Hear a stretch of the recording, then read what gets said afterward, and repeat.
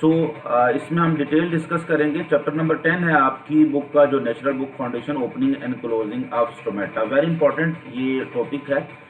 सबसे पहले तो इसका एक इंट्रोडक्शन हम डिस्कस करते हैं। जैसे कल भी हमने देखा था कि स्टोमेटा जो होते हैं, एक्चुअली स्टोमेटा ये क्या है, एक छोटा सा पोर है, जैसे आप इस स्लाइड में देख सकते हैं। इस ओपनिंग को, small opening that is surrounded by two guard cell is called as stomata. Clear? अब वो कहते हैं तो गॉड सेल जो होते हैं they function as multi sensory hydraulic valves. जैसे कल मैंने आपको बताया था प्रीवियस लेक्चर में कि एक्चुअली इनमें जो पानी का लेवल है ना, वही इंपॉर्टेंट होगा स्टोमेटा को ओपन या क्लोज करने में। सो इस टॉपिक का एक बेसिक कंसेप्ट है। अगर वो चीज आपको समझ आ जाएगी तो फिर पूरी दोनों थ्योरी आपके लिए कोई मुश्किल नहीं होगी। वो आगे मैं आपके साथ शेयर भी करता हूँ किसमें। जैसे कल भी आपको बताया था कि स्टोमेटा की जो स्ट्रक्चर कुछ इस तरह से होती है कि ये एक गॉड सेल होता है। जब ये फुली टर्जेड हालत में होते हैं तो इस हालत में होते हैं, इनकी शेप ये होती है।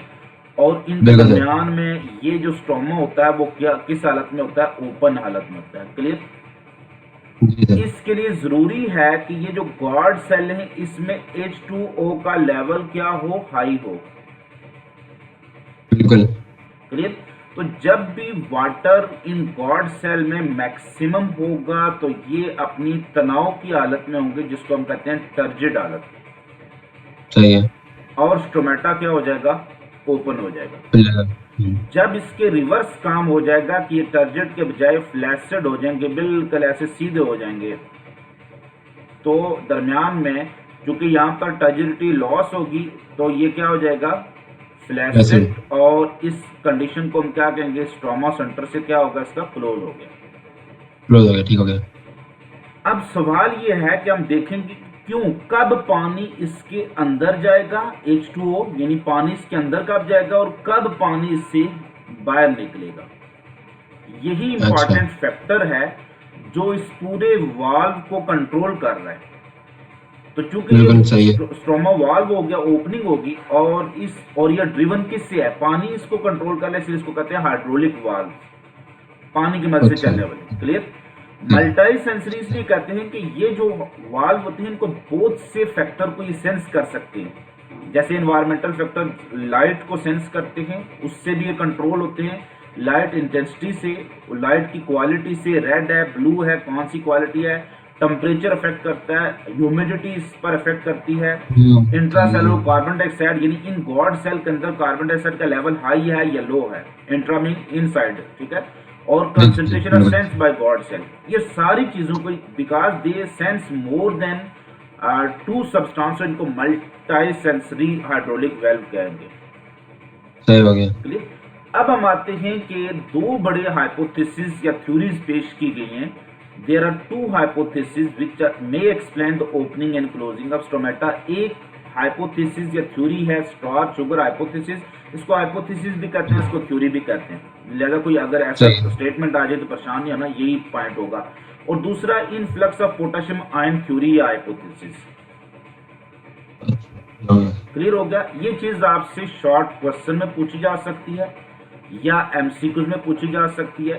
शॉर्ट क्वेश्चन में कैसे पूछी जा सकती है कि in list 2 hypotheses that explain opening and closing of stomata। और एमसीक्यूज में लिस्ट में ना होता ना, लोगों का नाम लिखना होता। जी, हाँ, इन लिस्ट में सिर्फ नाम लिखना है आपने, ठीक है। अगर थोड़ा सा आप उसको एक्सप्लेन करना तो उसका मेन थीम वो मैं आपको बता दूंगा, वो लिख देंगे ये हाइपोथेसिस क्या करता है। ये सिर्फ 1-2 पॉइंट पर मुश्किल एक इंपॉर्टेंट चीज है, बट ज्यादा इन लिस्ट में सिर्फ नाम ही लिखना होता है, उसमें डिटेल बताने की जरूरत नहीं होती है। दूसरा, इससे एमसीक्यूज पूछा जा सकता है, और वो एमसीक्यूज ऐसे पूछा जा सकता है कि which one of the following hypothesis explain the opening and closing of stomata. और इनमें से ज्यादा रिलायबल हाइपोथेसिस जो होता है वो पोटेशियम इनफ्लक्स थ्योरी है। ये हाइपोथेसिस ज्यादा रिलायबल है। ओके, अब हम आते हैं जो मेन जनरल कंसेप्ट है हमारे पास, जनरल ट्रेंड, चाहे जो भी हाइपोथेसिस है, जनरल ट्रेंड यही रहेगा। जो मर्जी हाइपोथेसिस है उस जनरल ट्रेंड को ही फॉलो करेगा। वो जनरल ट्रेंड ये है कि ये स्टोमा की जो कंडीशन है। जी,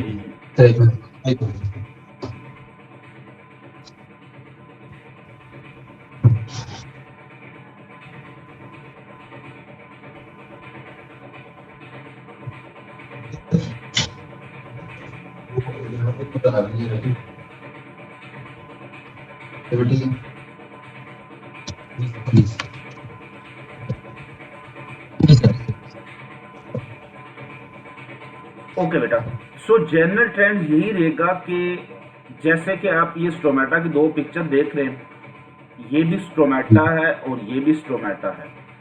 यहाँ पर सही है। स्टोमेटा उसको लिखा हुआ ओपन, ये चीज डायग्रामेटिक क्वेश्चन में पूछ सकती है कि एक्स इसको लेबल कर सकता है, वो x is the condition of open stomata and y is the condition of close stomata. बाकी स्टोमेटा के स्ट्रक्चर में से क्वेश्चन पूछे जा सकते हैं कि लेबलिंग को आइडेंटिफाई करें। जैसे ये एक सिंगल लार्ज सेल जो होता है, ये न्यूक्लियस होता है वन वाला, छोटे छोटे बहुत से छोटे छोटे सेल आपको नजर आएंगे, ये हमेशा एक से ज्यादा जो सेल्स होंगे ये क्या होगा, क्लोरोप्लास्ट। जो सेंटर में लार्ज होगा वो वैक्यूल होगा, जिसको लेवल 3 से किया हुआ है, ठीक है। और 4 जो लेबलिंग है अवर गॉड सेल किया, और इसके अंदर ये साइटोप्लाज्म की लेबलिंग हो सकती है, और सबसे आउटर मोस्ट लेयर उसकी सेल वॉल होती है। तो 5th लेबलिंग क्या है, वो सेल वॉल है। क्लियर?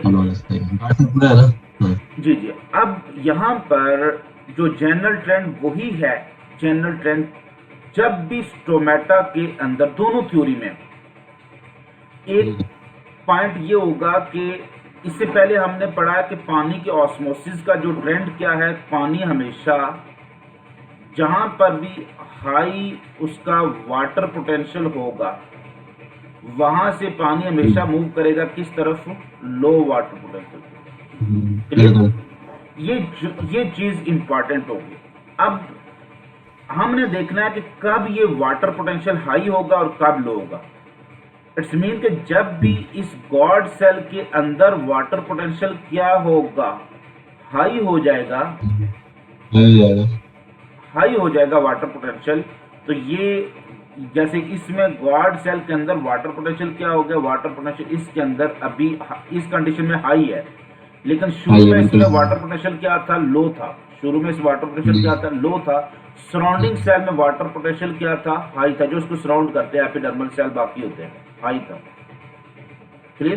पहले सराउंड, हाँ, ओपन आने से पहले। और सराउंडिंग सेल में जब भी वाटर पोटेंशियल हाई होगा और गॉड सेल में वाटर पोटेंशियल लो होगा, तो पानी हमेशा किस तरफ जाएगा, गॉड सेल के इनसाइड, और वो क्या हो जाएंगे इस हालत में, वो तनाव की टर्जिड, और स्टोमेटा क्या हो जाएगा, ओपन। क्लियर? बिल्कुल इसके अपोजिट काम होगा। जब भी गॉड सेल में वाटर पोटेंशियल क्या होगा, हाई होगा, सराउंडिंग सेल में वाटर पोटेंशियल क्या हो जाएगा, लो हो जाएगा। तो पानी हमेशा यहाँ से क्या निकलेगा, बाहर निकलेगा, और इसके नतीजे में क्या हो जाएगा, वो गॉड सेल फ्लैसिड और स्टोमेटा क्लोज।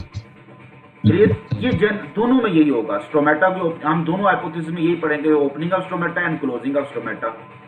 ओपनिंग में हम ये चीज डिस्कस करेंगे कि water potential inside guard cell decreases opening में।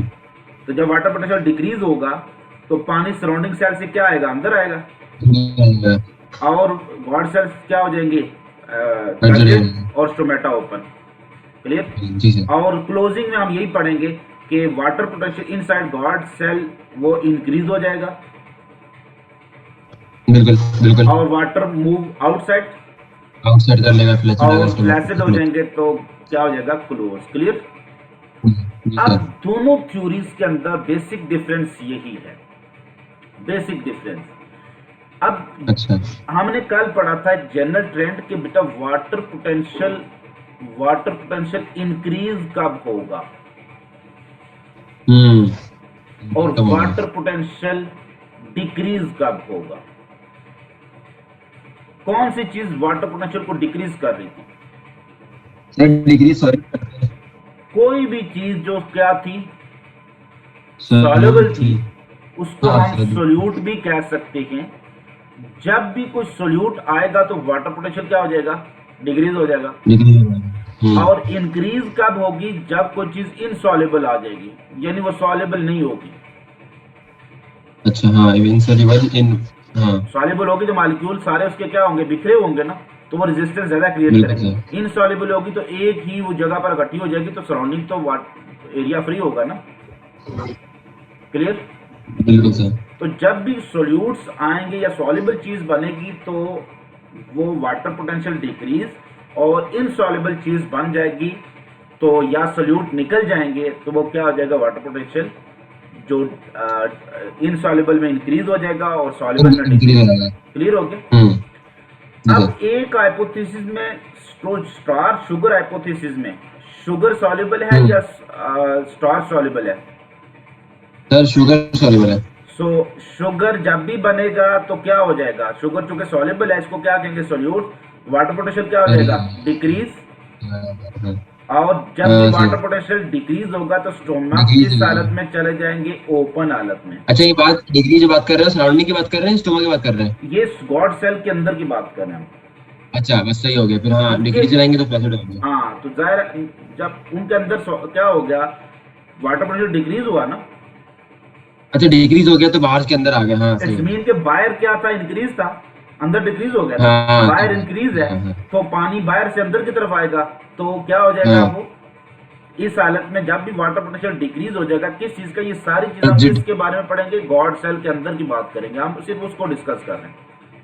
अच्छा तो सही हो गया। जब भी गॉड सेल के अंदर कोई सॉल्युबल चीज आ जाएगी, वाटर पोटेंशियल गॉड सेल का डिक्रीज होगा, डिक्रीज किस रेफरेंस से, सराउंडिंग के रेफरेंस से, तो सराउंडिंग में वाटर पोटेंशियल क्या होगा, हाई होगा, तो पानी हमेशा बिल्कुल। किसके अंदर आ जाएगा, गॉड सेल के अंदर आएगा और Inside, स्टोमेटा हाँ। क्या हो जाएंगे, ओपन हो जाएंगे। क्लियर? बिल्कुल सर। अब अगर कोई चीज इनसॉल्युबल बन जाए, स्टार्च क्या है, इनसॉल्युबल, अगर स्टार्च बन जाए तो वाटर हाँ पोटेंशियल क्या हो जाएगा, गॉड सेल का इंक्रीज, डिक्रीज। हाँ इसका डिक्रीज है, इसका तो बाहर निकल जाएगा पानी फ्लैसिड। सराउंडिंग में क्या होगा उस वक्त, इसमें उससे कम होगा तो पानी बाहर की तरफ मूव करेगा और फ्लैसिड और क्या हो जाएगा, क्लोज हो जाएगा। क्लियर? बिल्कुल सही है, सही बेटा है। ये एक थ्योरी होगी हमारे पास कंप्लीट, इसको आगे थोड़ा सा और भी मैं डिस्कस कर लेता हूँ स्लाइड्स में, ये जनरल आपको एक व्यू दे रहा हूँ। दूसरी पोटेशियम बस। इनफ्लक्स थ्योरी वो कहती है कि जो चीज सॉल्युबल होगी वो क्या होगी, पोटेशियम। अच्छा सही है। क्योंकि आयन है ना, तो आयन बिखरे हुए होंगे किसके अंदर, तो ये जब भी पोटेशियम हाँ। किसके अंदर जाएंगे, गॉड सेल के अंदर जाएंगे, तो उसका वाटर पोटेंशियल क्या हो जाएगा, डिक्रीज और स्टोमेटा डिक्रीज ओपन। है। और जब बेशक, पोटेशियम सही। वापस बाहर निकलेंगे, पोटेशियम बाहर निकल जाएंगे ना, अच्छा हाँ, वही बात है। तो जाहिर हाँ। सॉल्ट निकल गए, रास्ता फ्री हो गया, वाटर पोटेंशियल इंक्रीज हो गया, तो गॉड सेल क्या हो जाएंगे, वो फ्लैसिड और स्टोमेटा क्लोज। क्लियर? अच्छा ये इसके बाद से पोटेशियम के बाहर बाहर अंदर आने का है। हाँ, तो सिर्फ इन दोनों थ्योरी में फर्क ये है कि एक थ्योरी ये कह रही है कि नहीं, शुगर की वजह से क्या हो रहा है, वाटर पोटेंशियल डिक्रीज हो रहा है और सराउंडिंग सेल से पानी अंदर जा रहा है और स्टोमेटा ओपन हो रहे हैं, और स्टार्च की वजह से क्या हो रहा है कि वाटर पोटेंशियल इंक्रीज हो रहा है और पानी बाहर जा रहा है और गॉड सेल फ्लैसिड और वो क्या हो गए, स्टोमेटा क्लोज हो स्टोमेटा क्लोज हो गया। सही हो और गया। पोटेशियम इनफ्लक्स ये कह रहा है कि नहीं, जो फैक्टर ये शुगर वगैरह स्टार्च इंपॉर्टेंट नहीं है, मेन आयन जो है वो पोटेशियम आयन है, वो कहीं इंटर होता है किसमें, गॉड सेल में, क्यों होता है वो बाद में पढ़ते हैं, मेन जो उसकी थ्योरी अच्छा। करना। तो पोटेशियम किसी तरह से एक्टिवली यानी कि गॉड सेल में पोटेशियम की वैल्यू हमेशा क्या होगी, हाई होगी, तो पोटेशियम एक्टिवली गॉड सेल में जाएगा, तो जाहिर इतने आयन या सोल्यूट्स जब बढ़ जाएंगे गॉड सेल में तो उसका वाटर पोटेंशियल डिक्रीज कर देगा और स्टोमेटा क्या हो जाएंगे, वो ओपन हो जाएंगे, चूंकि पानी अंदर आएगा उसमें गॉड सेल में। क्लियर? और हल्का हाँ, पैसिवली वापस पोटेशियम को निकाल दें, पोटेशियम को पैसिवली वापस निकाल दें तो क्या होगा, वही वाटर पोटेंशियल वापस इंक्रीज हो जाएगा और पानी बाहर होगा। क्लियर? तो पानी का अंदर आना, पोटेशियम का अंदर आना पानी को भी लेके आएगा, पोटेशियम बाहर जाना पानी को भी बाहर लेके जाएगा। हाँ ये सही। सो ये मेन ट्रेंड है, कोई मुश्किल नहीं है। अब हम वन बाय वन डिस्कस कर लेते हैं थोड़ा सा इसको। कहता है कि जर्मन बॉटनिस्ट ये एच वन मोल ने इसने कहा था कि guard cell are the only photosynthesising cell of epidermis of leaf. बेटा वैसे ही हमने पढ़ा था ना कि सिर्फ फोटोसिंथेसिस किन सेल में होती है, मेसोफिल सेल में। क्लियर? पूरे लीफ में से मेसोफिल सेल में फोटोसिंथेसिस होती है, एपिडर्मिस में नहीं होती है। लेकिन एपिडर्मिस में सिर्फ वो सेल जो फोटोसिंथेसिस कर सकते हैं वो क्या हैं, गॉड सेल हैं, और वाकई ऐसा होता है, उनमें फोटोसिंथेसिस होती है।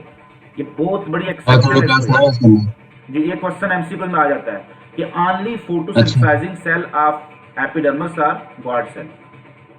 एक minute sir, only photosynthesising cell of epidermis, ठीक है, एपिडर्मिस। जी these sir. Are guard cell. हो गया, सही हो गया।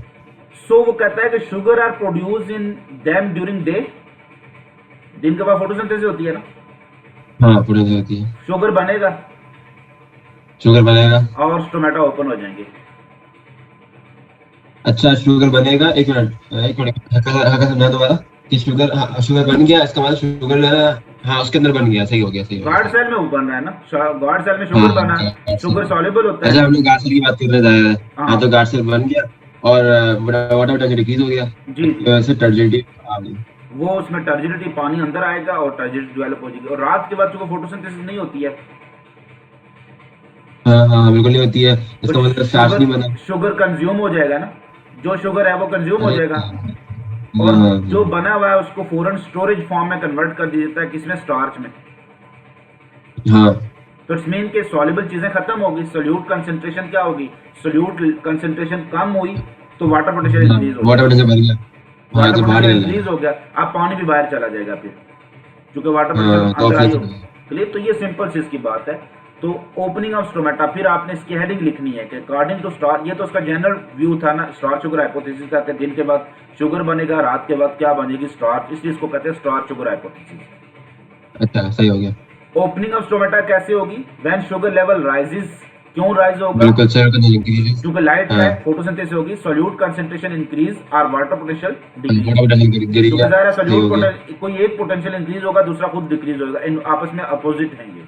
एंड द गार्ड्स हैव बिल्कुल become sir. Turgid and they हाँ सेपरेट फ्रॉम वन अनदर, क्योंकि टर्जिड हो गए ना तो दरमियान में इस तरह से एक दूसरे से क्या हो गए, सेपरेट हाँ हो गए, अलग एज हो गया, टोमेटा आर पोर बिल्कुल ओपन। सही हो क्लियर। गया, नेक्स्ट, बिल्कुल ड्यूरिंग सही हो गया। नाइट, रात के वक्त आप देखेंगे क्या होगा, नो फोटोसिंथेसिस, क्लोजिंग ऑफ हाँ स्टोमेटा, शुगर यूज हो गया। sugars are either converted into insoluble starch, starch में कन्वर्ट हो गया, और used in respiration, this decrease। Sir अगर हम लोग से लिख दें कि स्टार्च यूज अप हो गया तो हम लोग ये फर्क होगा, सॉरी स्टार्च नहीं, शुगर यूज अप हो जाएगा रात में, यूज भी बस होता ये है लिख ना, दें। रेस्पिरेशन तो रात के बाद भी चलती रहती है, वो पहले भी हमने डिस्कस क्या किया हाँ होगा। तो शुगर यूज भी होगा और कुछ कन्वर्ट हो जाएगा किसमें, स्टार्च में। स्टार्च में, अब ये तक होती है, जो अपना शुगर है वो हाँ, खत्म हो रहा है। इसको कहते हैं हमारी नेट प्राइमरी प्रोडक्टिविटी। टोटल जितना शुगर बना हुआ था वो थी ग्रास प्राइमरी प्रोडक्टिविटी, ठीक है, अच्छा और जितना यूज हो गया, जो नेट किस में, टोटल ग्रास प्राइमरी प्रोडक्शन में से यूज हो गया रेस्पिरेशन में, तो जो बच गया स्टार्च की सूरत में वो क्या होती है, नेट प्राइमरी प्रोडक्शन। तो अच्छा चले ठीक इसको है। यहाँ पर हम थोड़ा सा निवाला देते हैं। तो रात के बाद या तो शुगर यूज हो गया, यूज भी हो गया तो सोल्यूट कम हो गया, हाँ वो तो कम हो गया, बिल्कुल कम हो या गया, फिर तो इसका कन्वर्ट मतलब हो कि गया इनसॉल्युबल फॉर्म में, तो स्टार्च स्टोर हो जाएगी, किसमें जाकर, ये जाकर स्टोर हो जाती है। कुछ अमाइलोप्लास्ट होते हैं, जो क्लोरोप्लास्ट जैसा होता है ना, ऐसी प्लास्टिड की एक टाइप्स होती है जिसको ल्यूकोप्लास्ट कहते हैं। ल्यूकोप्लास्ट की हाँ हाँ एक हाँ टाइप होती है अमाइलोप्लास्ट, जो कि स्टोर करती है स्टार्च, तो ये उसमें ज़्यादा स्टोर हो जाएंगे, तो हाँ ऐसा एरिया फ्री कर देंगे, वाटर पोटेंशियल राइज हो जाएगा। बिल्कुल सही ये, है। तो ये था हमारे पास जो starch sugar apple. So the osmotic pressure of guard cell is load and water leave the guard cell, वो इसने रात के वक्त की बात बताई है। नेक्स्ट ये उसको सारी उसने डिटेल डिस्कस की हुई है, ओपन कैसे होगा और क्लोज कैसे होगा। ओपनिंग होगी जब इसमें शुगर बनेगा और क्लोजिंग होगी जब शुगर कंज्यूम हो जाएगा या स्टोर हो जाएगा। बिल्कुल सही है। नेक्स्ट है इनफ्लक्स ऑफ पोटेशियम आयन। ज्यादातर इनफ्लक्स किसी चीज की इनटू मूवमेंट को कहते हैं, इनटू, इनफ्लक्स कहते हैं इनटू। इनसाइड अच्छा मूवमेंट, अगर कोई चीज इनसाइड जा रही है तो उसको कहते हैं इनफ्लक्स, ओके। ठीक है। अब वो कहता है potassium concentration in guard cell increases several fold depending upon plant species, कि गॉड सेल के अंदर ये जो पोटेशियम आयन है ना, ये एरो नीचे आप ये डायग्राम में देख सकते हैं जहां पर ओपन हो रहा है, स्टोमेटा ओपन दिखाया हुआ है, ये this one stomata is open, तो आप बिल्कुल। एरो पोटेशियम क्या जा रहा है, इनसाइड गॉड सेल जा रहा है, हाँ मैं पानी जा रहा था सर, हाँ ठीक कैसे है। जाएगा। तो जब भी पोटेशियम इनसाइड जाएगा तो चूंकि पोटेशियम क्या है, सॉल्ट है, सॉल्युबल फॉर्म है ना, आयन है ना, तो ये सोल्यूट पोटेंशियल बिल्कुल। को क्या कर देगा, इंक्रीज करेगा, वाटर पोटेंशियल को क्या कर देगा, डिक्रीज कर देगा। एक मिनट, नहीं नहीं, अंदर जाएगा तो सर वाटर पोटेंशियल डिक्रीज होगा, हाँ सही समझ गया। गॉड सेल का देखो आयन है ना, जितने आयन आप बढ़ाते जाएंगे, कोई भी सोल्यूट जो भी सॉल्युबल फॉर्म में जो आयन में कन्वर्ट हो जाते हैं, तो जितने सोल्यूट गॉड सेल में बढ़ते जाएंगे तो जाहिर है उसका हाँ वाटर प्रेशर कम हो सॉल्यूट जाएगा, कंसंट्रेशन कम बढ़ती जाएगी और वाटर पोटेंशियल कम होता वाटर जाएगा। पोटेंशियल कम हो तो जाएगी। सराउंडिंग से हाँ पानी अंदर जाएगा, H2O इंटर होगा बेशक, और बस सही स्टोमेटा हो गया। गॉड साइड टर्जेंट स्टोमेटा टर्टल होगा। जी क्लियर। बिल्कुल सही है। बिल्कुल इसके अपोजिट काम होता है कि हमेशा पोटेशियम का लेवल गॉड सेल में क्या होता है, हाई होता है अच्छा हमेशा। नॉर्मली जी हमेशा हमेशा, और सराउंडिंग सेल में हमेशा क्या होता है, लो होता है। 1% नहीं होगा। पोटेशियम का लेवल हमेशा सराउंडिंग सेल में क्या होगा, इनको सब्सिडायरी सेल भी कहते हैं, हमेशा पोटेशियम लो होती है और गॉड सेल के अंदर हमेशा क्या होती है, हाई होती है। सही हो गया, हाई होती है। इट्स मीन कि अगर हमने इसको मजीद हाई करना है तो हाँ हाँ हाँ एक्टिव मूव करवाएंगे ना।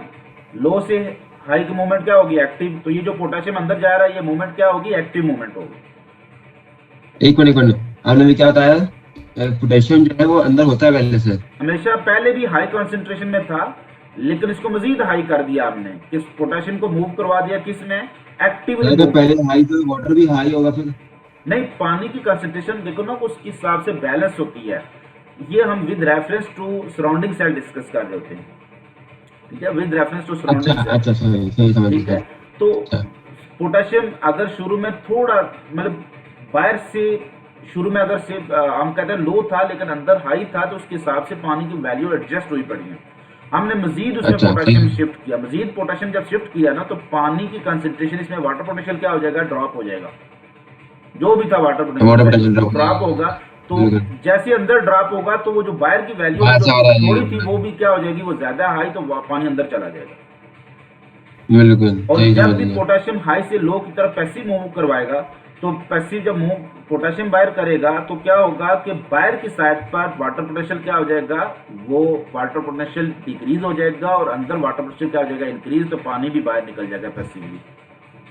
बिल्कुल तो बाहर निकला तो पानी बाहर निकला। पोटेशियम बिल्कुल अंदर सही आ है। रहा है तो पानी को भी अंदर लेकर, चूंकि पोटेशियम नहीं चेंज करनी वैल्यू। ठीक है, देखें सिर्फ एग्जाम्पल हाँ हम बिल्कुल। कहते हैं कि ये 101 माइनस 101 किलो पास्कल है हमारे पास बाहर वाला जो उसका एक वाटर पोटेंशियल, और अंदर वाले का वाटर पोटेंशियल बी से फॉर एग्जांपल 101 वाट उसका किलो पास्कल वाटर पोटेंशियल है। ठीक है, जब भी पोटेशियम यहां से अंदर जाएगा तो उसका वाटर पोटेंशियल डिक्रीज हो जाएगा। शुरू में बेशक हाँ बराबर भी है, तो water potential decrease mean minus 102 हो गया। हाँ सर। तो बाहर तो वाटर प्रेशर हाई है ना, तो हाई से लो की तरफ वो क्या हो जाएगा, पानी पैसिवली मूव करेगा। तो ये एक मिनट सर, इसको आंसर दोबारा बताइए। देखिए ना कि दोनों तरफ अगर हम कंसिडर कर लें तो वाटर प्रेशर बराबर ही है दोनों तरफ।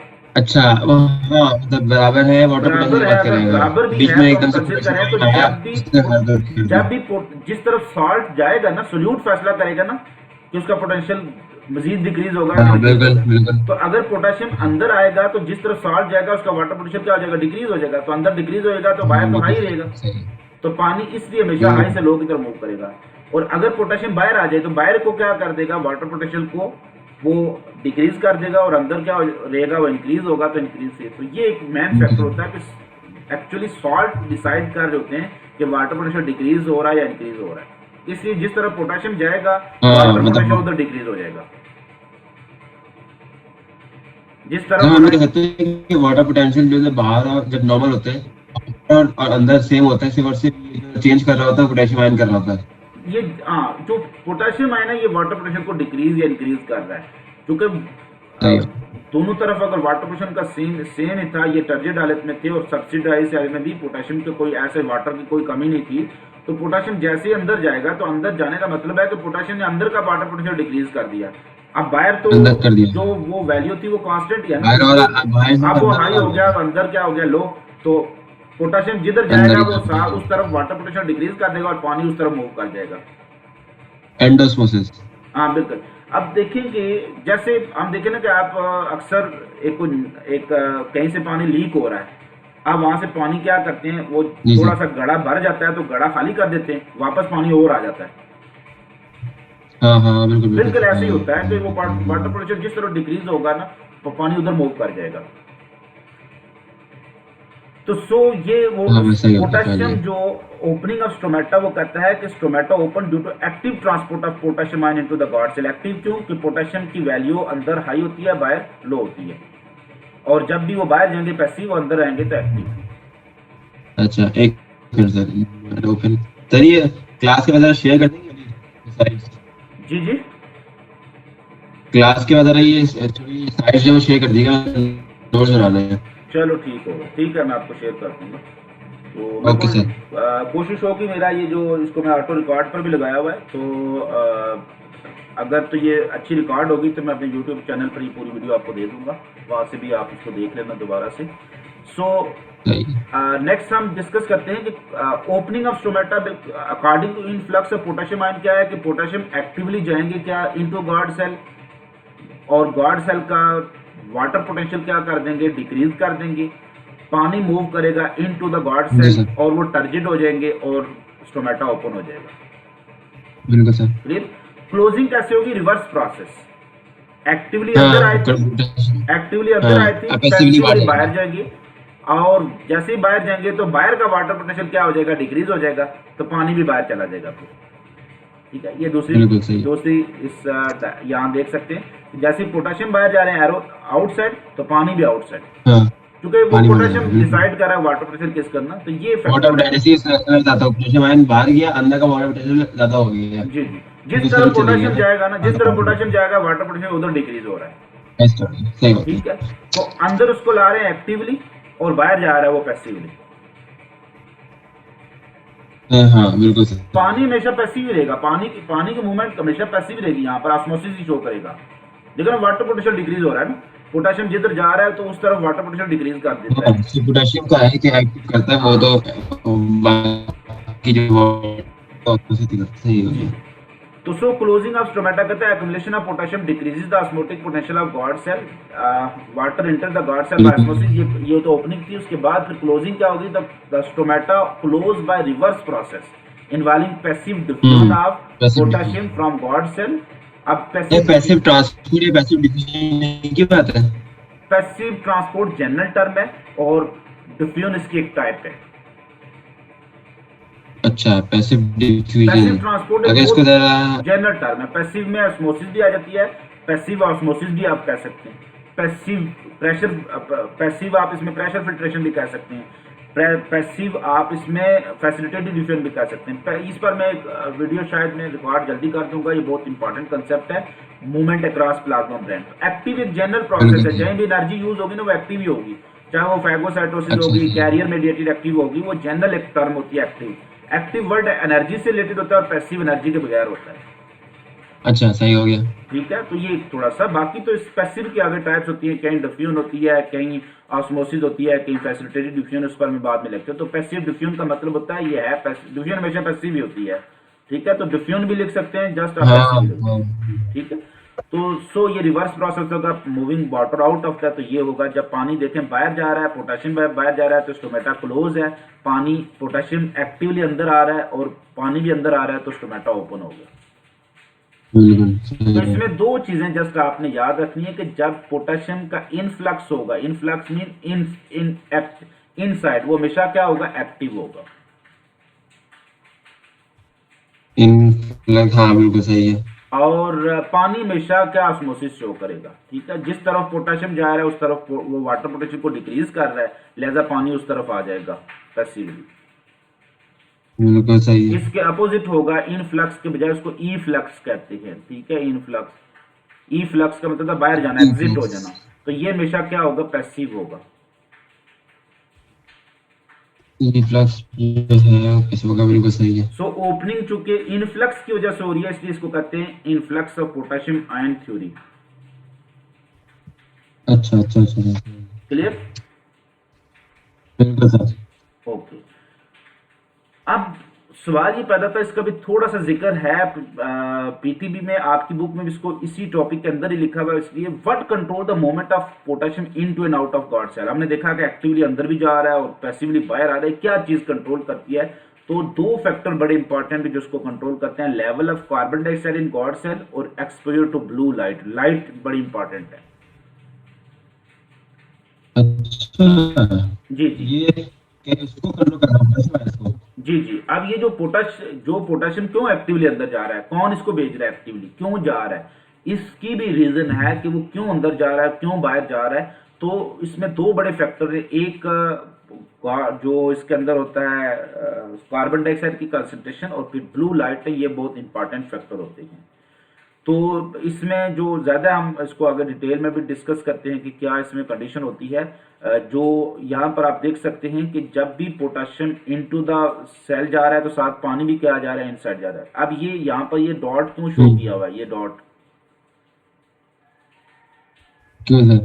बेटा ये इसलिए शो किया, यहाँ पर पोटाशियम पंप होते हैं और पंप हमेशा एक्टिव ट्रांसपोर्ट करते हैं, ये एनर्जी यूज करते हैं।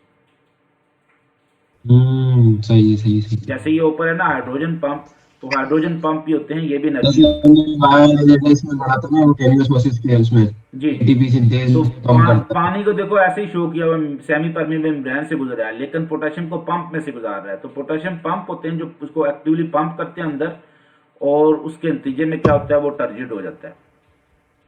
सही है। ठीक है।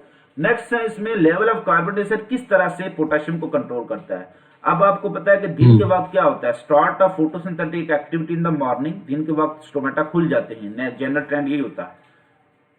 तो मॉर्निंग के सुबह के बाद फोटोसिंथेसिस एक्टिविटी स्टार्ट हो जाएगी। When plant is expose to light causes a decrease in level of carbon dioxide, किसके अंदर, इन गॉड सेल। चूंकि गॉड सेल में क्या होगी, फोटोसिंथेसिस होगी, फोटोसिंथेसिस में यूज हो जाएगी क्या, कार्बन डाइऑक्साइड, तो कार्बन डाइऑक्साइड का लेवल क्या हो जाएगा, डिक्रीज हो जाएगा।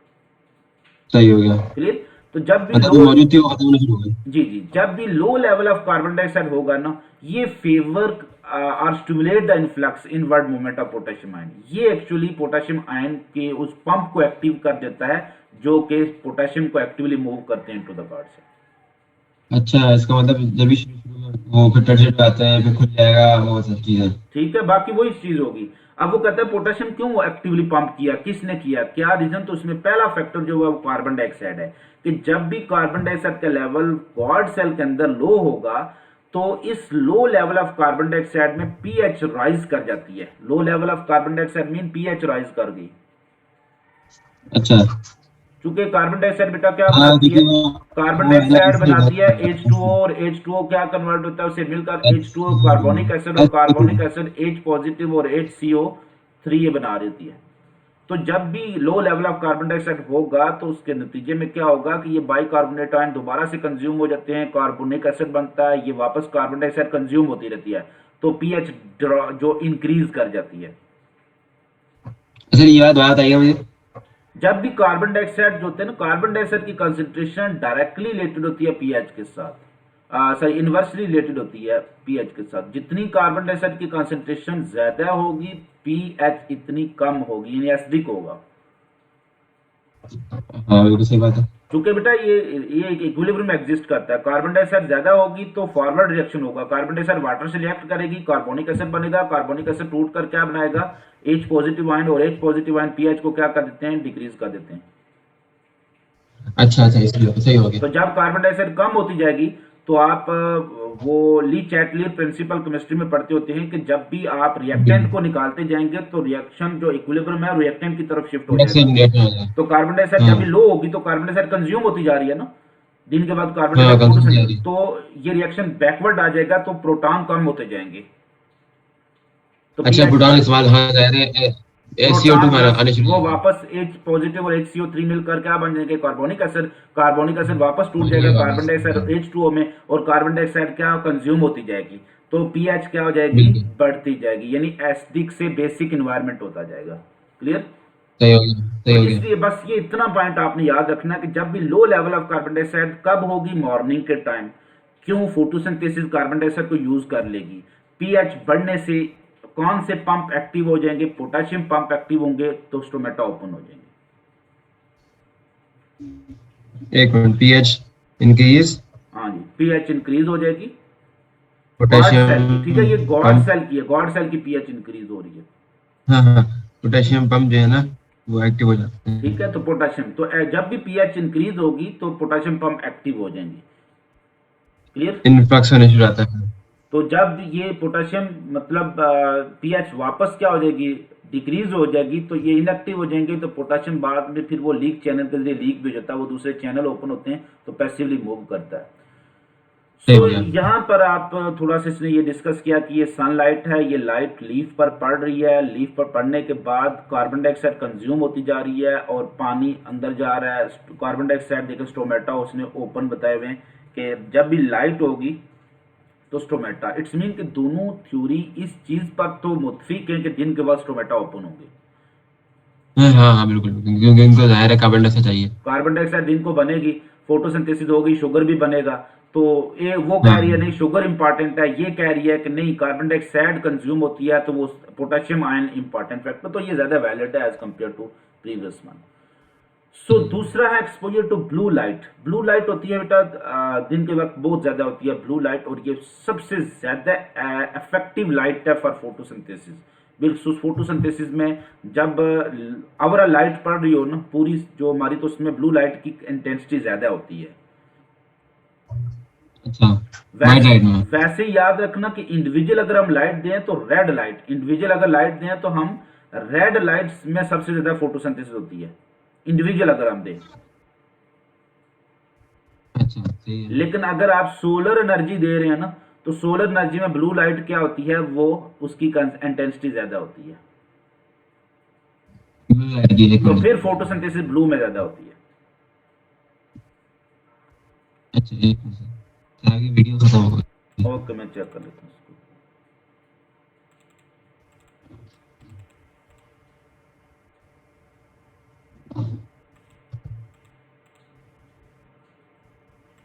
जी जी सही है। जस्ट एक मिनट।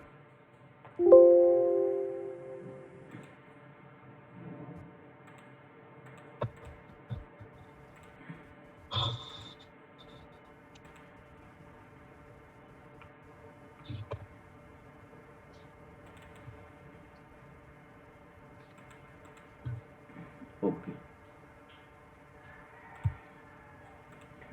ओके बेटा, इसमें जो अभी तक हमने ये चीज डिस्कस की है कि जो ब्लू लाइट है, अब जो ब्लू लाइट क्या कर रही है, वो malic acid is ionized into malate ion and hydrogen ion due to exposure of blue light. ये एक मैलिक एसिड भी बनता है एक्चुअली, जब भी फोटोसिंथेसिस गॉड सेल में होती है तो उसमें शुगर बनता है और शुगर को भी बाज का कन्वर्ट किया जाता है मैलिक एसिड में। तो ये ब्लू लाइट की मौजूदगी में मैलेट आयन भी इसको कहते हैं या मैलिक एसिड भी कहते हैं, ठीक है। इसकी आयनिक फॉर्म को मैलेट कहते हैं और या इसकी सॉलिड फॉर्म को मैलिक एसिड कहते हैं, ठीक है। ये एक ऑर्गेनिक एसिड है। तो वो कहता है कि जब भी एक्सपोजर टू ब्लू लाइट होगी, according to influx of potassium ion theory, जब भी ब्लू लाइट का एक्सपोजर होगा तो उसके नतीजे में फोटोसिंथेसिस बहुत ज्यादा होगी। जब भी फोटोसिंथेसिस होगी तो मैलेट आयन बहुत ज्यादा बनेंगे, मैलिक एसिड। क्लियर। अब जब ये मैलिक एसिड बनेंगे तो प्रोटॉन कंसेंट्रेशन क्या आ जाएगी, वो बढ़ जाएगी किसके अंदर, ओह ठीक है। वो मैलिक एसिड है ना, तो प्रोटॉन कंसेंट्रेशन बढ़ जाएगी किसके अंदर, इसी जो गॉड सेल के अंदर। हाँ बिल्कुल तो बिल्कुल। ये फिर एक्टिव कर लेती है। जब भी प्रोटॉन कंसेंट्रेशन अंदर बढ़ जाएगी तो जहां पर प्रोटॉन पंप भी होते हैं, जैसे पोटेशियम पंप होते हैं, ऐसे प्रोटॉन पंप भी होते हैं, वो एक्टिव हो जाते हैं। अच्छा ठीक है। तो जब भी प्रोटॉन पंप एक्टिव होंगे तो उसके नतीजे में क्या होगा, वो दिस पोटेशियम हाइड्रोजन आयन को एक्टिवली बाहर मूव कर देंगे, हाइड्रोजन आयन को क्या कर देंगे, एक्टिवली बाहर मूव कर देंगे। बिल्कुल। बेटा जब हाइड्रोजन आयन के ऊपर प्लस चार्ज है ना, तो इस इलेक्ट्रोस्टैटिक बैलेंस को कायम रखने के लिए हमेशा पोटेशियम फिर पंप एक्टिव होते हैं और पोटेशियम को अंदर वो भेज देते हैं ताकि वो चार्ज का बैलेंस रहे निजाम। सही। तो ये थोड़ा सा फैक्टर जो है ना एक्सपोजर टू ब्लू लाइट, वो इस तरह से भी पोटेशियम पंप को एक्टिव कर रहा होता है। तो the accumulation of hydrogen causes तो डिक्रीज। अगर सिंपल सा पूछ रहा है तो इसमें मैं क्या याद रखूं, मतलब ये सारा मैं क्या आप चीज याद ये रखूं? लिख सकते हैं कि blue light actually pump out the proton, वो गॉड सेल से पंप हाँ बिल्कुल। आउट पंप कर लेती है। क्योंकि जब भी एक्युमुलेशन ऑफ ब्लू लाइट होगी तो गॉड सेल की पीएच क्या हो जाएगी, वो डिक्रीज हो जाएगी। तो इस डिक्रीज इसमें साइज बढ़ जाएगी। इस डिक्रीज पीएच की सूरत में दोनों पंप एक्चुअली एक्टिव हो जाते हैं।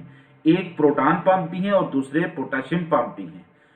कैसे एक्टिव होते हैं, पहले प्रोटॉन पंप जाते हैं बाहर, प्रोटॉन पंप हाँ बिल्कुल। हाइड्रोजन आयन को किधर भेजते हैं, बाहर।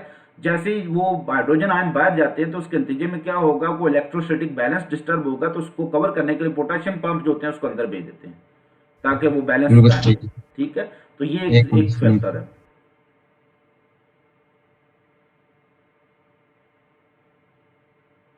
एक मिनट से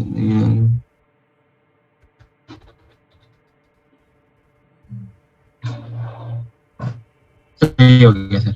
जी जी, सही हो गया सर, लिख लिया। ओके।